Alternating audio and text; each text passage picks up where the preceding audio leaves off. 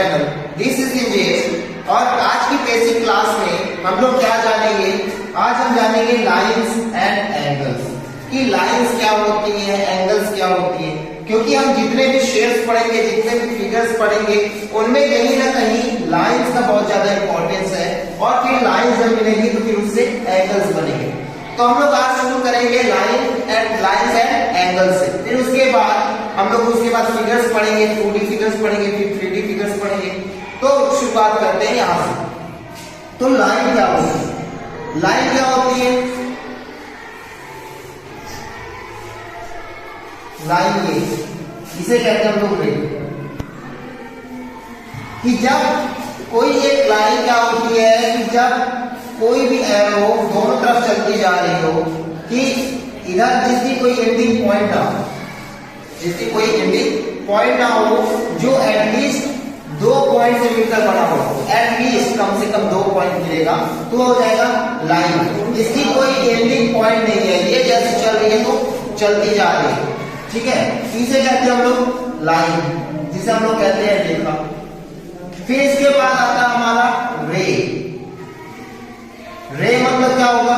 इसका एक starting point होगा और दूसरा एंडिंग पॉइंट नहीं होगा। इसमें क्या है? एक स्टार्टिंग पॉइंट है, स्टार्टिंग पॉइंट जहां से ये शुरू हो रहा है, लेकिन ये एरो का मतलब ये है कि ये उधर चलती जा रही है, बढ़ती जा रही है, ये यहाँ पे खत्म नहीं हो रही, ठीक है। तो it has no ending point.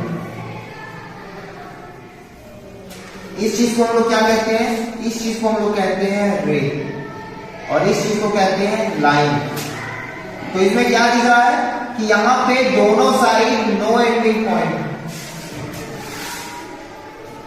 कि ये खत्म हो ही नहीं रही है, ये चली जाती है, उधर जाएगी उधर बढ़ी जाएगी, इधर जाएगी इधर बढ़ी जाएगी, ये खत्म नहीं हो रही है। ये होगा हमारा लाइन। ये रे क्या है? इसके पास एक स्टार्टिंग पॉइंट है। जैसे हमारा टार्च होता है, टार्च जो होता है तो यहां से जब स्विच ऑन होता है तो क्या होता है कि यहां से जब लाइट चलती है, यहाँ पे स्टार्टिंग पॉइंट होता है हमारा बल्ब। हमारे बल्ब से जो है तो लाइन चलेगी, जो लाइट प्रोड्यूस होती है कहां से प्रोड्यूस होती है? हमारे बल्ब से लाइट प्रोड्यूस होती है।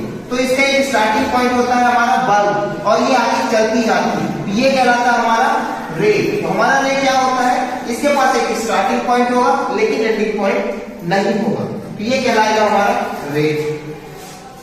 फिर आता है हमारा line segment. Line segment, line segment क्या होता है?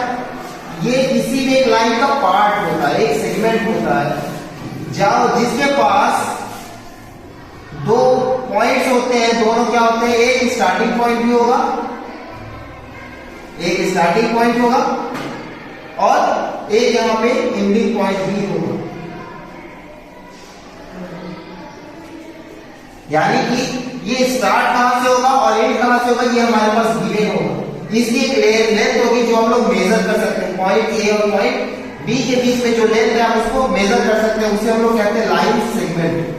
तो लाइन सेगमेंट, रे और लाइन, इनमें थोड़ा सा डिफरेंस है। डिफरेंस क्या है कि जो लाइन होती है इसके पास ना ही स्टार्टिंग पॉइंट होती है ना ही एंडिंग पॉइंट होती है। No ending point and no starting point.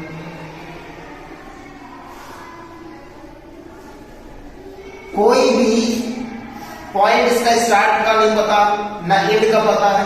ये जरूर पता है कि किसी भी 2 लाइन से होकर जाएगी, लेकिन सीधी जाएगी, ये जाके ऐसा नहीं तिरछा हो जाएगी, नहीं। जो लाइन है हमारी लाइन क्या जाएगी? बिल्कुल स्ट्रेट जाएगी, बिल्कुल स्ट्रेट रेक्टिलिनियर में। तो ये क्या होता है? ये हमारी कहलाती है लाइन। फिर क्या होती है? रे। रे में क्या आता है? रे में एक स्टार्टिंग पॉइंट होता है, रे में एक स्टार्टिंग पॉइंट होता है लेकिन कोई एंडिंग पॉइंट नहीं होता। तो एक डायरेक्शन में भागेगी लाइन, दोनों डायरेक्शन में भागेगी। लेकिन जो लाइन सेगमेंट है, लाइन सेगमेंट क्या है? इसके पास एक स्टार्टिंग पॉइंट है, एक एंडिंग पॉइंट है, यानी इसका डिस्टेंस फिक्स है कि ये इस जगह से इस जगह तक जाएगा। जैसे हम लोगों का क्या होता है? फिक्स होता है कि हम लोग स्कूल से घर तक जाएंगे, घर से स्कूल तक जाएंगे, या कोचिंग जा रहे हैं तो स्कूल से कोचिंग, घर से कोचिंग, कोचिंग से घर। तो ये क्या होता है, ऐसी लाइन सेगमेंट होता है। लाइन सेगमेंट में एक फिक्स पॉइंट होता है, इन्हीं पॉइंट्स के बीच में ये रहता है, इसे कहते हैं लाइन सेगमेंट। लाइन, रे और लाइन सेगमेंट, हमने ये चीज पढ़ा।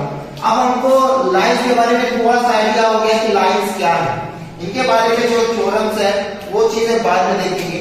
अभी क्या देखते हैं, एंगल्स, कि एंगल्स क्या होते हैं, कैसे फॉर्म होते हैं। तो हमने क्या बताया कि जो रे होती है उसके पास एक स्टार्टिंग पॉइंट होगी, एक स्टार्टिंग पॉइंट होगी, लेकिन इसके पास एंडिंग पॉइंट नहीं होगा, नो एंडिंग पॉइंट, ठीक है, एंडिंग पॉइंट इसके पास नहीं। तो जैसे हमने बताया कि टॉर्च, जो हमारी टॉर्च है वो क्या होगा, उसमें जो बल्ब लगा है उससे जो लाइट निकल रही है वो किसका एक फॉर्म है, वो रे, वो क्या है, वो रे, उससे रेज निकल रही है। तो यानी कि एक ही पॉइंट से कई सारी रेज निकल रही है, हाँ एक ही पॉइंट से कई सारी रेज निकल रही है, यानी कि किसी भी एक पॉइंट से कई सारी रेज निकल सकती है, बिल्कुल निकल सकती है। तो एक पॉइंट से हमने क्या देखा, कई सारी रेज निकली, हमारे टॉर्च में दिख रहा है।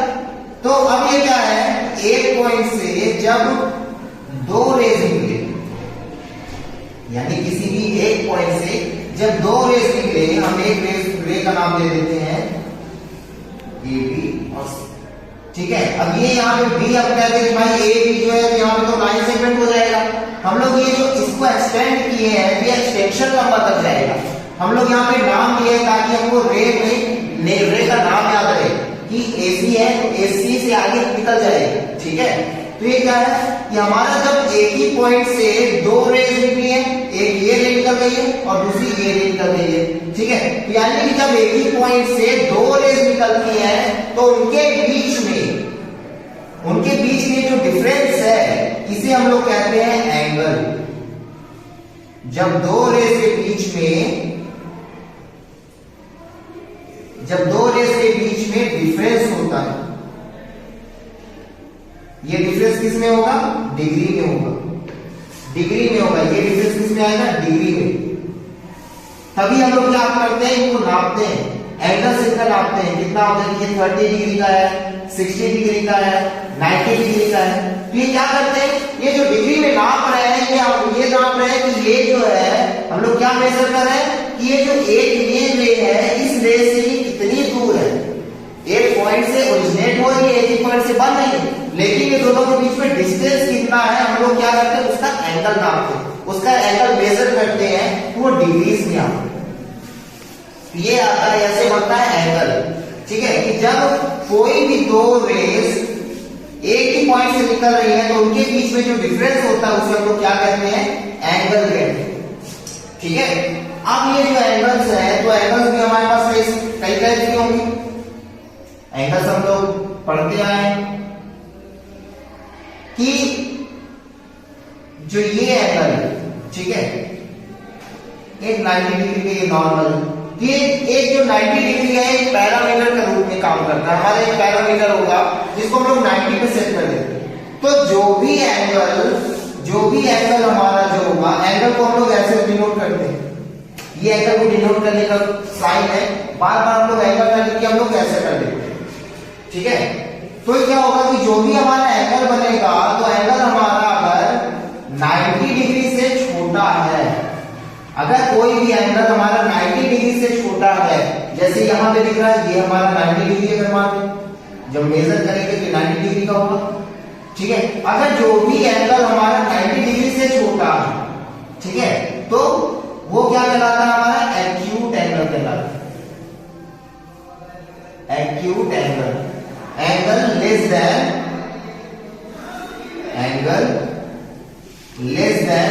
90 डिग्री, ठीक है। तो वो क्या कहलाता है, एक्यूट एंगल कहलाता है, एंगल लेस देन 90 डिग्री। तो क्या कहलाता है, एक्यूट एंगल कहलाता है। ये कहां से कहां तक जाएगा, अब ये 0 से शुरू होगा, 0 डिग्री से शुरू होगा, 90 नहीं जाएगा, 90 के पहले तक रहेगा, तो 89 डिग्री तक जाएगा। तो 0 से 89 डिग्री तक का जो एंगल फॉर्म होगा उस एंगल को हम लोग क्या कहेंगे, उस एंगल को हम लोग कहेंगे एक्यूट एंगल, एक्यूट एंगल। तो एक्यूट एंगल किसको कहेंगे, जो भी एंगल 90 डिग्री से छोटे होंगे, 0 से 89 के बीच में लाई करेंगे, तो वो उन एंगल्स को क्या कहेंगे, हम लोग कहेंगे एक्यूट एंगल्स। ठीक है, तो अब एक्यूट एंगल के बाद अब 90 डिग्री का जो एंगल, जो 90 डिग्री का एंगल है उसको हम लोगों ने क्या कहा कि उसको एक पैरामीटर मानते हैं, उसे हम लोग कहते हैं राइट एंगल। राइट एंगल, अब राइट एंगल क्या है, राइट एंगल में हमने बताया कि जो 90 डिग्री है उसको हम लोग पैरामीटर मानते हैं। तो ये जो एंगल हमारा 90 डिग्री का बनता है, जब भी 90 डिग्री का हमारा एंगल बनेगा, 90 डिग्री का एंगल बनेगा, तो वो क्या करेंगे, उसको हम लोग कहेंगे राइट एंगल। ठीक है, इसको हम लोग पैरामीटर के रूप में यूज करते हैं, इसलिए यहां पे कोई स्क्वायर जैसा शेप देखने को मिल रहा है। बाकी को हम लोग एंगल को कैसे करते हैं, ऐसे डिनोट करते हैं, लेकिन 90 डिग्री को हम लोग ऐसे डिनोट कर रहे हैं। ठीक है, एक ऐसे बक्से जैसा। तो ये क्यों करें, क्योंकि हम लोग इसको पैरामीटर मानते हैं। ये जहां भी ऐसा दिखेगा, किसी भी एंगल में ऐसा दिख जाएगा, मतलब ये क्या है, 90 डिग्री है, ये राइट एंगल है। ठीक है, तो एंगल क्या होता है, angle is equal to measurement of angle कितना हो जाएगा, 90 डिग्री। अगर इनका नाम दे दें पॉइंट ए बी और सी, तो इसको कहेंगे angle A B C is equal to 90 degree. और एक चीज इसमें एंगल में नियम होता है कि जो एंगल हम लोग मेजर कर रहे हैं, जहां पे हमारा एंगल बन रहा है, जहां पे हम लोग एंगल को मेजर कर रहे हैं, तो उस जगह पे क्या करेंगे, उस जगह को बीच में रखेंगे, बीच में रखेंगे।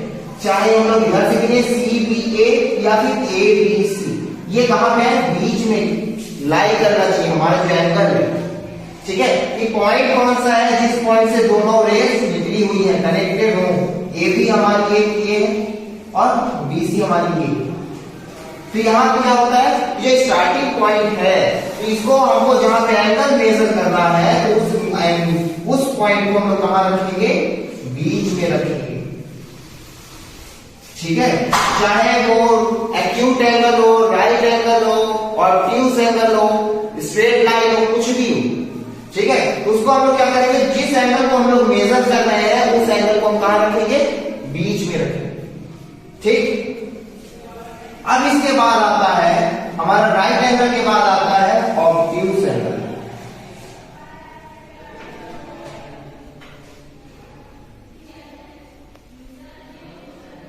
ऑब्ट्यूज एंगल, ऑब्ट्यूज एंगल क्या होता है कि जो भी एंगल हमने क्या पढ़ा है, 90 डिग्री तक पढ़ा है, 90 डिग्री।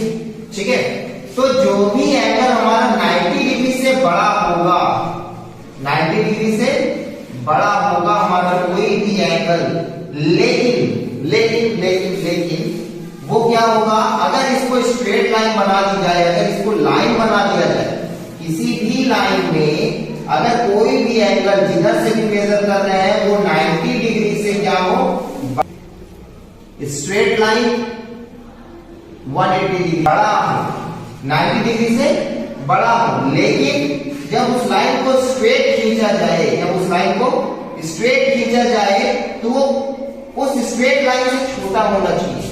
यानी कि ये 90 इधर से नापेंगे तो ये 90, ये टोटल कितना हो गया, ये हो गया 180 का।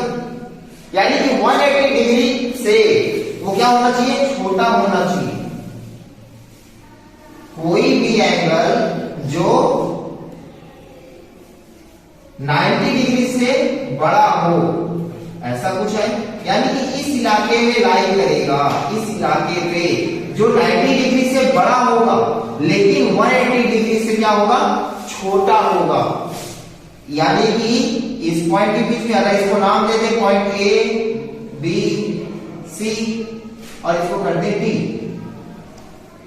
ठीक है, तो फिर ये क्या करेगा, जो भी हमारा ऑब्ट्यूज एंगल होगा, अगर सी से एंगल शुरू हो रहा है तब ये क्या करेगा, जो भी हमारा एंगल होगा वो ए बी और बी डी, इस लाइन सेगमेंट के जो बीच का जो एरिया है, यहाँ पे कोई भी एंगल, जो भी एंगल बनेंगे इतने में, और इधर से मेजर करेंगे, ठीक है, हम लोग इधर से मेजर करेंगे, बीच की साइड से मेजर करेंगे, तो जो भी एंगल हमारा 90 डिग्री से बड़ा होगा, लेकिन जब ये स्ट्रेट चला जाएगा, स्ट्रेट हमारा कितना 180 डिग्री, तो यानी कि हमारा 180 डिग्री से छोटा होगा, तो इस एंगल को क्या कहेंगे, ऑब्ट्यूज एंगल। तो क्या हो जाएगा, angle more than 90 degree but less than 180 degree is called obtuse angle। ठीक है, तो जो एंगल हमारा होगा तो वो क्या हो जाएगा, 90 डिग्री से बड़ा होगा, लेकिन वो 180 डिग्री से छोटा होगा। ये ऑब्ट्यूज एंगल है। ठीक है, तो हम लोग कई बार इसको कंफ्यूज हो जाते हैं कि ऑब्ट्यूज कौन सा है, एक्यूट कौन सा है। ठीक है, ये है ऑब्ट्यूज एंगल, जो 90 डिग्री देखने में बड़ा, बिल्कुल आराम से लेटने लायक है। ठीक है, लेकिन हम लोग बिल्कुल ये सीधा नहीं होगा, ये सीधा नहीं होगा, बाकी हल्का सा ऐसा रहेगा। ठीक है, ये हल्का सा उठा रहेगा, बिल्कुल रिलैक्सिंग चेयर जैसा, जैसे हम लोगों की गाड़ियों में नहीं होता है, कार्स में होता है, तो ये रिलैक्सिंग चेयर के जैसा होगा। ये क्या कहलाता है, हमारा ऑब्ट्यूज एंगल। ठीक है, ये इस कहां से कहां लाई करता है, 90 डिग्री से 180 डिग्री पे लाई करता है।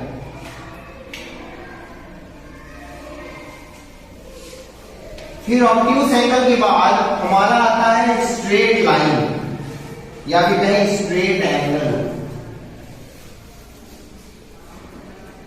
स्ट्रेट एंगल,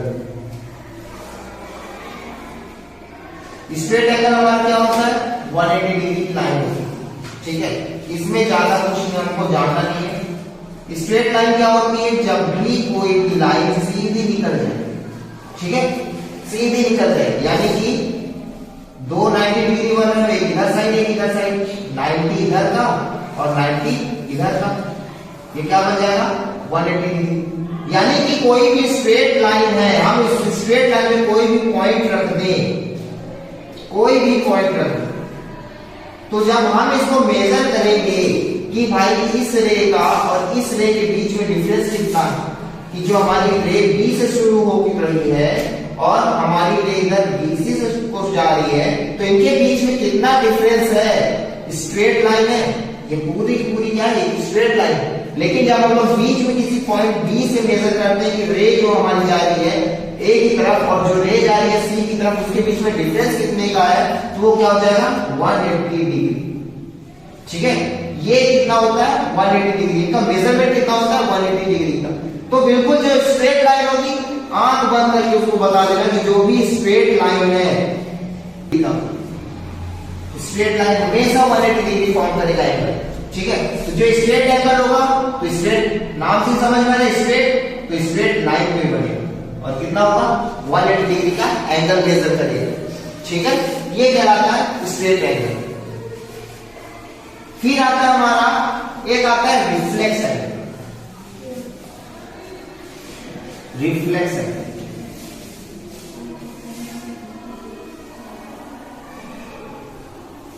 रिफ्लेक्स, रिफ्लेक्स क्या होता है, रिफ्लेक्स मतलब होता है कि जब भी हम किसी चीज को, हम लोग किसी चीज का क्या करते हैं, उसका रिबाउंड देते हैं, किसी चीज का हम लोग प्रतिक्रिया करते हैं, एक्शन करते हैं, उसे क्या कहते हैं, रिफ्लेक्स कहते हैं। ठीक है, तो रिफ्लेक्स एंगल क्या हो जाएगा, रिफ्लेक्स एंगल मतलब ये होगा कि जो भी एंगल, हम लोग क्या कर रहे थे अभी, एक्यूट एंगल पढ़ा हमने, ये यहां से हम एंगल ए बी सी, ठीक है, हमने क्या पढ़ा कि सी से जा रहा है या फिर ए से आ रहा है, ए बी सी जो एंगल है हमारा, तो ये क्या है, हमारा एक्यूट एंगल है। ठीक है, हमने ऐसा पढ़ा। लेकिन अगर हम इस एंगल को ऐसे मेजर करें, ये बड़ा सेंटर, इसके अपोजिट का, ठीक है, इसके अपोजिट का ये जो एंगल है बड़ा वाला, ठीक है, तो ये क्या कहलाएगा हमारा, कि जो उसे क्या कहेंगे हम लोग, रिफ्लेक्स एंगल। उसे क्या कहेंगे, रिफ्लेक्स एंगल कहेंगे। कि जो भी एंगल हमारा क्या कर रहा है, 180 डिग्री से बड़ा हो रहा है, 180 डिग्री से बड़ा हो रहा है, लेकिन 360 डिग्री से छोटा होगा।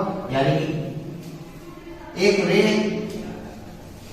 ये इतना घूम के आएगा तब, यानी कि 181 से लेकर ये कहां तक जाएगा, 359 डिग्री तक। 180 डिग्री से बड़ा होगा, 180 डिग्री से बड़ा क्या होगा, 181, लेकिन 160 डिग्री से छोटा होगा।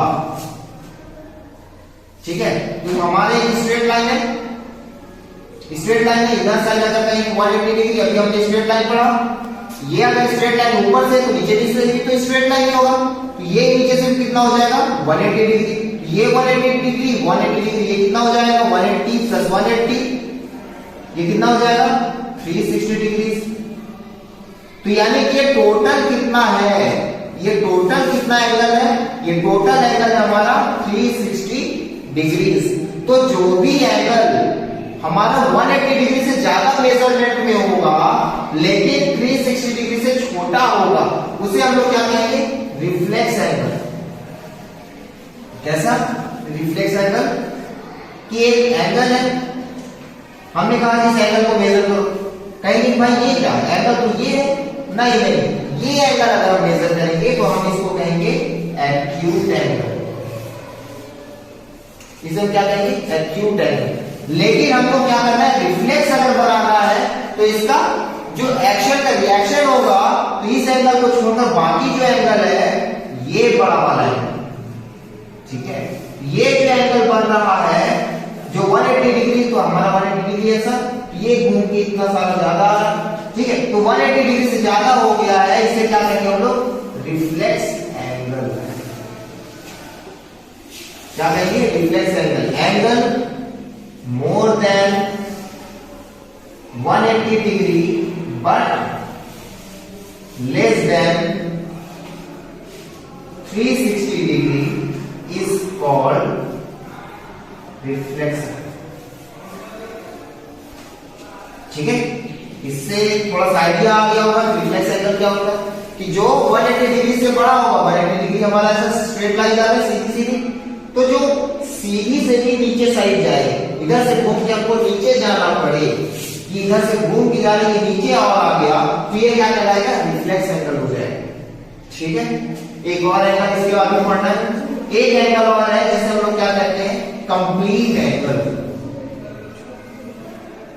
क्या होता है, कंप्लीट एंगल।